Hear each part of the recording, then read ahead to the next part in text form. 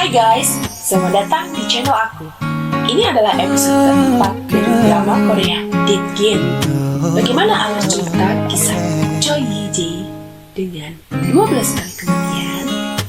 Mari kita masuk ke episode 4. Bayi Yi-jae menangis kencang saat semua orang dan pegawai kafe bingung. Ibu sang bayi akhirnya datang dan segera menggendong bayi Yi-jae lalu membawanya keluar kafe. Pas udah di dalam mobil, tiba-tiba sikap ibu si bayi ini berubah 180 derajat. Dia meneriaki bayi Yi-jae, bahkan menyalahkan anaknya. Ibu ini udah kayak orang stres deh. Sesampainya di rumah, bayi Yi-jae langsung ditaruh sofa panjang dengan kasar. Suaminya yang ada di rumah menyambut bayi Yi-jae yang menggemaskan. Yi-jae pikir ayah bayi ini baik. Hanya saja ibu si bayi agak stres. Pas si bayi lagi disuapin, tiba-tiba polisi datang. Dua orang tua ini kaget dan langsung membukakan pintu, mempersilahkan petugas polisi dan pegawai dari Komisi Perlindungan Anak masuk ke rumahnya. Mereka langsung memeriksa kondisi bayi karena mendapat laporan dari rumah sakit bahwa di tubuh bayi tersebut terdapat beberapa luka akibat penganiayaan. Tentu saja orang tua bayi itu menyanggah. Sebelum petugas memeriksa lebih lanjut, sang suami menunjukkan bisnis card-nya bahwa dia adalah pegawai di Pusat Kesejahteraan Anak. Para petugas itu pun percaya, lalu segera meminta maaf dan meninggalkan rumah tersebut. Tak disangka, setelah petugas polisi tersebut keluar, si ibu langsung memarahi bayi Yi-jae, menyalahkan bayi tersebut dan seperti orang kesurupan. Dia akhirnya ngambil nyawa anaknya sendiri. Yi-jae kembali terbangun di depan pintu neraka. Dia masih shock. Ada orang tua yang tega membunuh anaknya sendiri. Dia ingin protes ke maut, tapi maut malah mengungkit Yi-jae yang menyia-nyiakan hidupnya. Padahal banyak orang yang berusaha untuk tetap hidup. Yi-jae merasa jengkel dan meminta maut segera menembaknya lagi. Kenapa? Yaps, uang 10 miliar yang dia simpan di loker penitipan barang. Maut yang penasaran dengan rencana Yi-jae selanjutnya, dia segera menembak Yi-jae kembali. Tapi sebelum itu, Maut berpesan, Yi-jae, kau tidak boleh membunuh. Jika hal itu akan terjadi, maka aku akan ikut campur.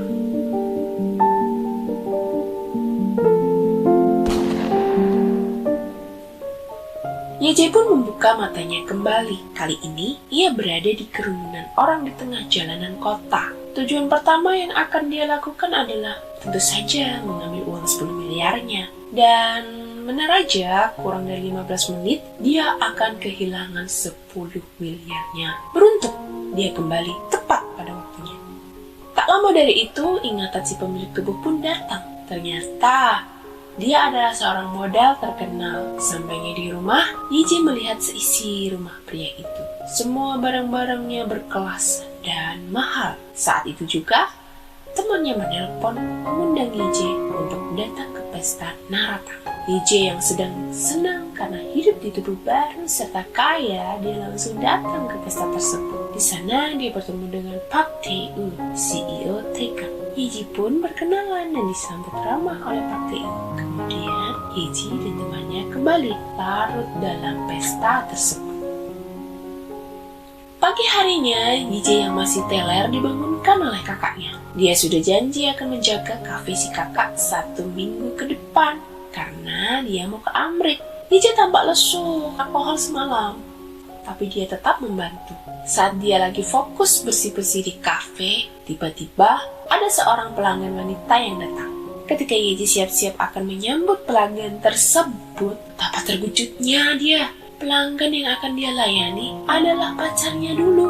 Tiba-tiba, kenangan akan pertemuan pertama mereka pun kembali terlintas. Hingga kenangan Yi-jae memutuskan hubungan percintaan mereka. Antara senang, kangen, dan sedih, Yi-jae tertegun melihat wanita itu.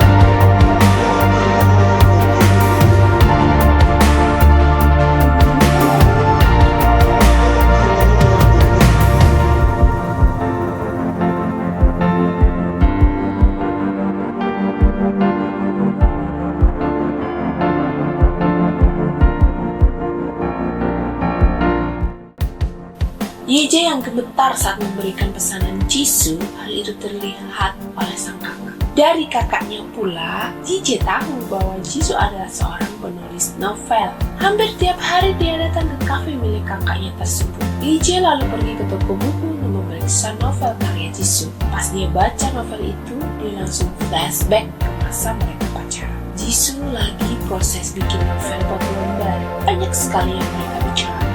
Ternyata sama Jisoo dimasukkan ke dalam novelnya.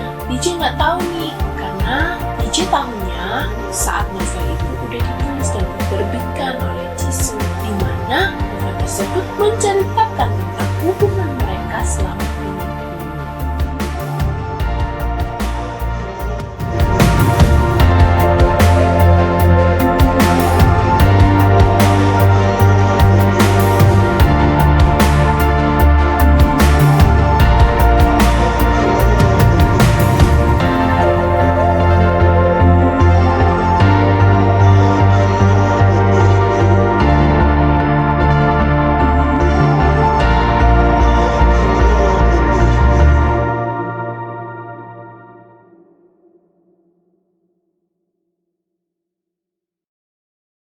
Keesokan harinya di kafe, Jisoo datang seperti biasa, memesan teh citron panas, lalu duduk di kursi biasanya. Yeje mengantarkan pesanan Jisoo dan bilang kalau dia adalah fansnya. Jisoo hanya bilang terima kasih, tapi Yeje nggak nyerah. Untuk tetap bisa ngobrol dengan Jisoo, dia beralasan punya beberapa ide tulisan untuk Jisoo. Pada akhirnya, Yeje duduk di depan Jisoo dan dia menceritakan sebuah serangkaian kematian yang dialami oleh seorang pria dengan rinci dan secara detail.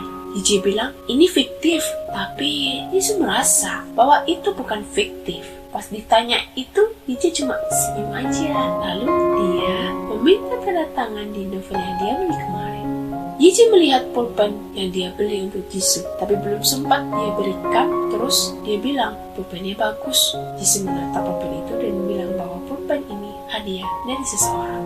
Hari-hari berikutnya, Yeje selalu berusaha untuk dekat dengan Jisoo. Caranya dengan menceritakan semua pengalamannya untuk dijadikan novel. Saat malam tiba, Jisoo pamit pulang, dan Yeje pun mempersilahkannya. Tak lama hujan turun. Yeje yang khawatir Jisoo kehujanan menyusulnya dengan membawakan payung berwarna merah. Jisoo menerimanya, lalu melanjutkan perjalanannya. Pas Yeje sudah sampai di kafe, dia melihat mobil ambulans melintas diiringi suara salah satu pengunjung yang bilang bahwa ada kecelakaan. Korbannya seorang perempuan dan sering mampir ke kafe ini. Mendengar hal itu, Yeje langsung lari ke pikiran Jisoo. Pas sampai di TKP, ternyata korbannya bukan Jisoo, guys. Padahal Yeje udah lemes melihat payung yang mirip sama yang dia kasih ke Jisoo tadi. Akhirnya, kekhawatirannya hilang pas dia lihat sosok Jisoo di seberang jalan yang masih memegang payung pemberiannya. Mereka pun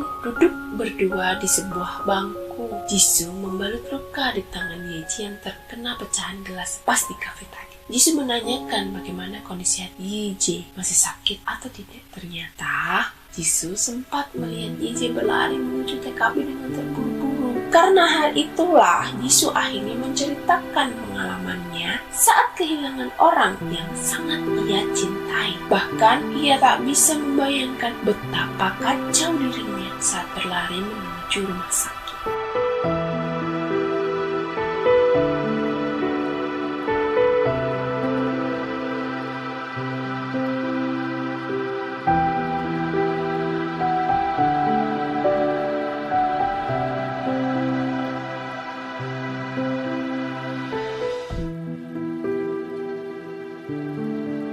Yeje yang ada di sampingnya merasa bersalah. Namun, Jisoo tidak ingin membagi kesedihannya dan ia pun langsung pamit pulang. Yeje memanggil Jisoo hanya untuk menyuruhnya datang ke kafe besok, tapi Jisoo menggeleng. Ia tidak akan datang besok karena cerita darinya membuat Jisoo rindu dengan seseorang. Di keesokan pagi harinya, Jisoo berada di rumah Abu. Dia mendatangi tempat penyimpanan Abu Yeje.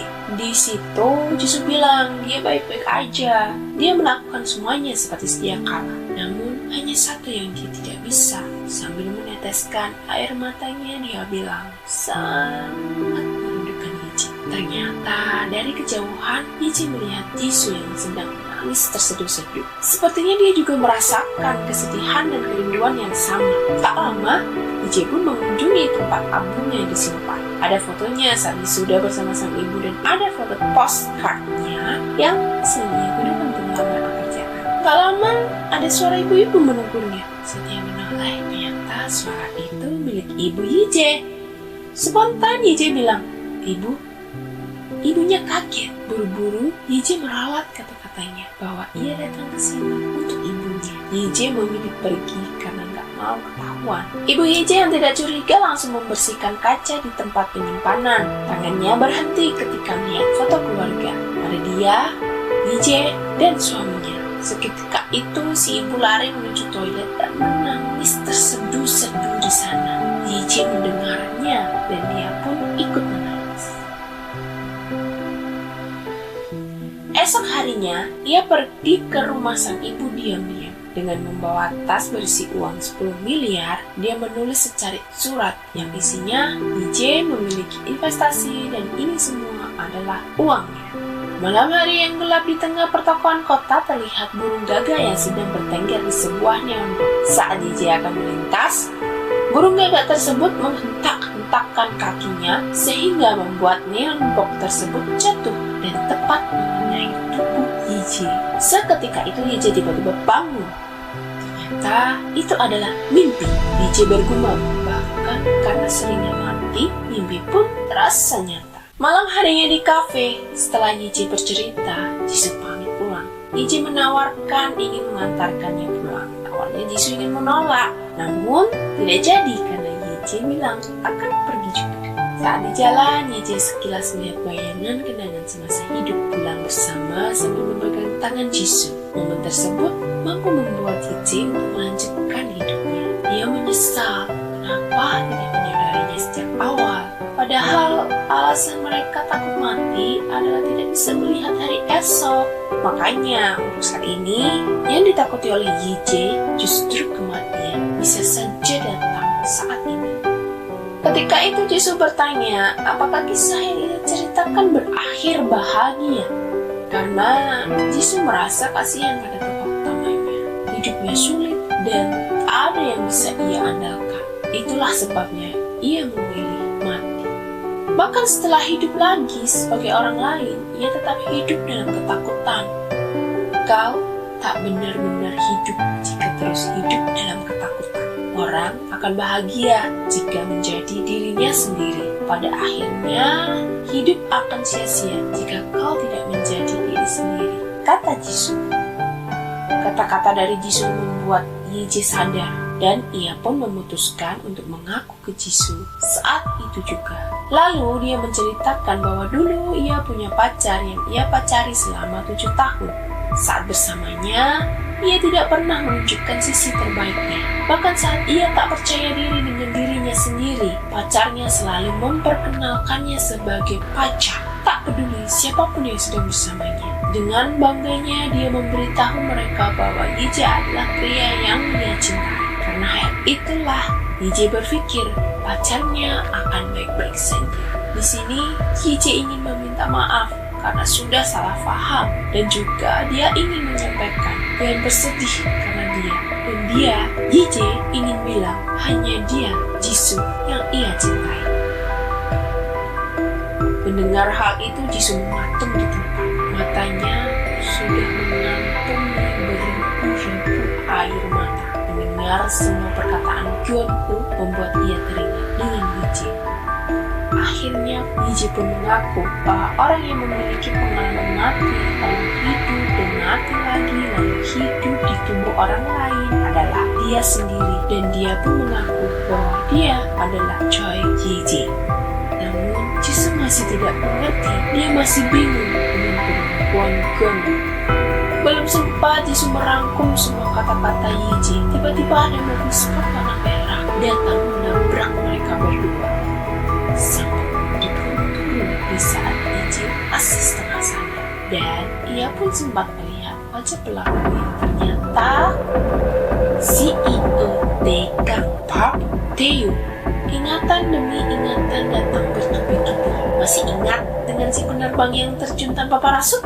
Ternyata tantangan itu berasal dari Park Tae-yoon. Lalu yang menyuruh anak SMA masuk penjara untuk menggantikan seseorang karena kasus kecelakaan itu juga Park Tae-yoon pelakunya. Dan yang menyabotase pesawat Park Jin-tae yang dia adalah adiknya, ternyata biang keroknya itu Park Tae-yoon juga dengan membayar bos mafia yang eksekusinya dilakukan oleh laki-laki yang mencuri uang 10 miliar tersebut. Di sini kita udah bisa nebak benang merahnya ya guys. Lalu kita kembali lagi ke TKP. Yiji yang masih hidup akhirnya dilenyapkan juga oleh Tae-yoon dan semuanya menjadi kekacauan. Jadi guys, potongan-potongan kecelakaan yang dihadirkan di awal episode itu merupakan kejadian ini. Kecelakaan yang dialami Keun atau Yiji bersama Jisoo. Tentu saja ini merupakan kasus tabrak lari karena mobil dan pelakunya udah nggak ada di TKP. Yiji kembali ke depan pintu neraka dengan kondisi menangis terseduh-seduh. Tak disangka kali ini ia mati bersama Jisoo. Segala amarah ia luapkan karena si pelaku terlihat sengaja melakukannya dan tidak ada penyesalan di sana. Amarah menguasai diri Yiji sehingga dia merebut pistol maut dan menodongkannya ke arah maut sambil berkata, "Kau menikmati semua ini kan?